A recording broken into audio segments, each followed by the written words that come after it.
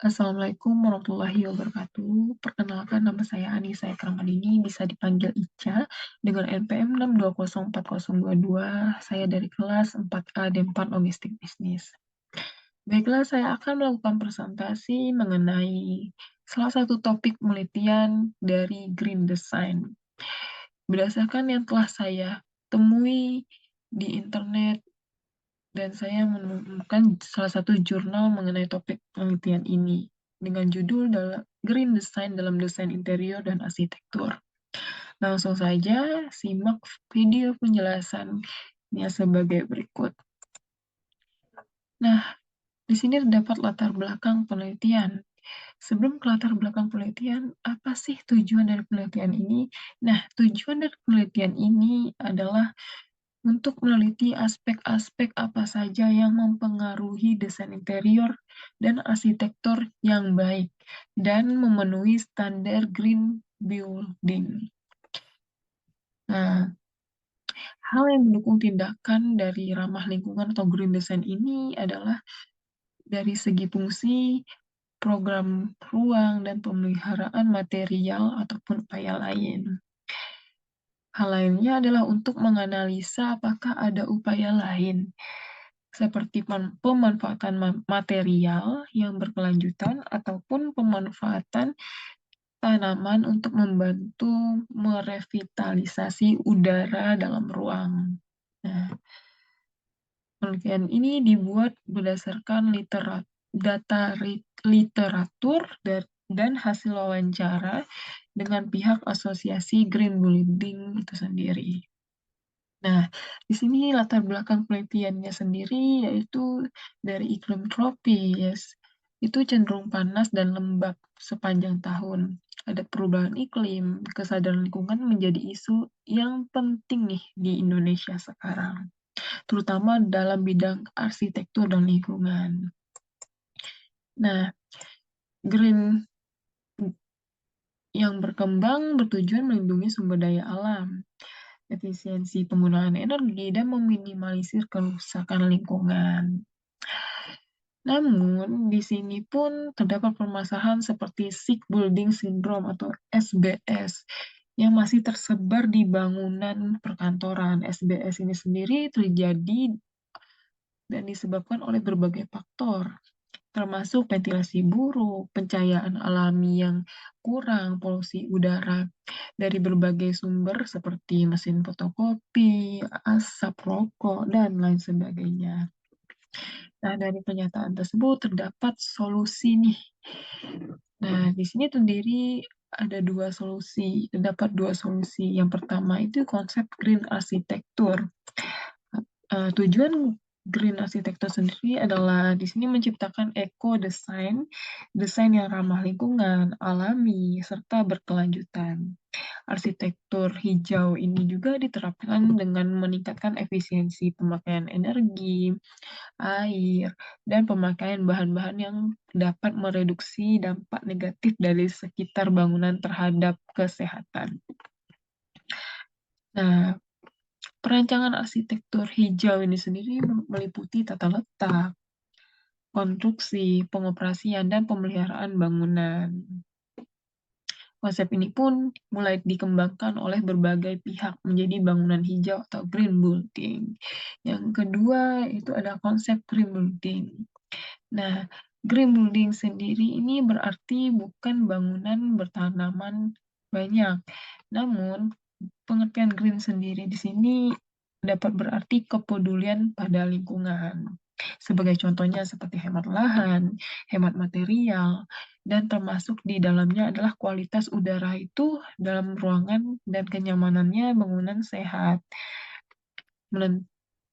Di sini pun menentukan kualitas hidup yang sehat, sehingga bila kita ingin bekerja itu merasa nyaman, tenang, sehingga eh, hasil karya pun yang dihasilkan akan lebih baik. Nah,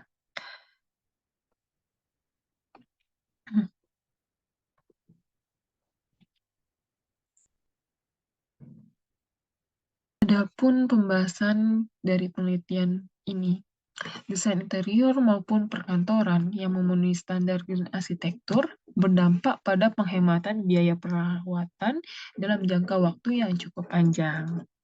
Nah, di sini ada pun pertimbangan efisiensi dari penggunaan berbagai macam energi seperti yang pertama pencahayaan dan penerangan seluruh ruang, yang kedua sistem penghawaan, yang ketiga yaitu memanfaatkan energi alam yang dapat diperbaharui seperti tenaga surya sebagai salah satu alternatifnya.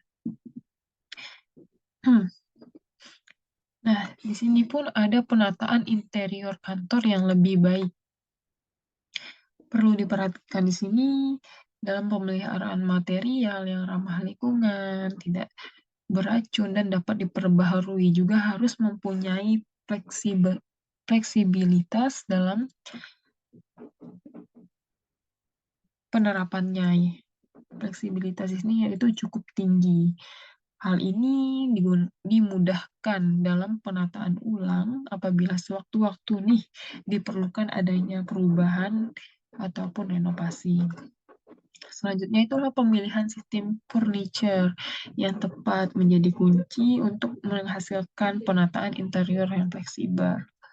Selanjutnya yaitu dalam hal nah selanjutnya itu dalam hal sirkulasi. Nah, selanjutnya dalam hal sirkulasi udara. Di sini pun sirkulasi udaranya pun harus baik untuk bangunan yang menggunakan pendingin udara. Nah, diusahakan agar udara tersebut dialirkan ke dalam ruangan. Apabila misalkan akses udara lewat jendela ataupun pintu masih kurang, nah di sini bisa memanfaatkan penggunaan beberapa tanaman indoor yang dapat membantu menghasilkan oksigen. Selain memiliki fungsi menambah oksigen, tanaman hias sendiri juga menambahkan efek estetis pada penataan interior ruangan perkantoran. Nah, di sini upaya penghematan dalam penggunaan kertas. Nah, dapat dilakukan gerakan paperless di area kerja. Gimana sih gerakan paperless di area kerja itu? Yaitu daur ulang kertas untuk fotokopi dengan menggunakan halaman bolak-balik juga dapat membantu menghemat penggunaan kertas. Untuk paperless sendiri yaitu penyimpanan data atau dokumen tanpa kertas atau istilah disebut itu paperless adalah lingkungan kerja di mana penggunaan kertas ini dihilangkan atau dikurangi dengan jumlah yang signifikan. Pengurangan ini dilakukan dengan cara mengubah dokumen dan surat-surat lainnya ke dalam bentuk digital. Nah, selanjutnya itu ada upaya green design dalam perencanaan interior kantor.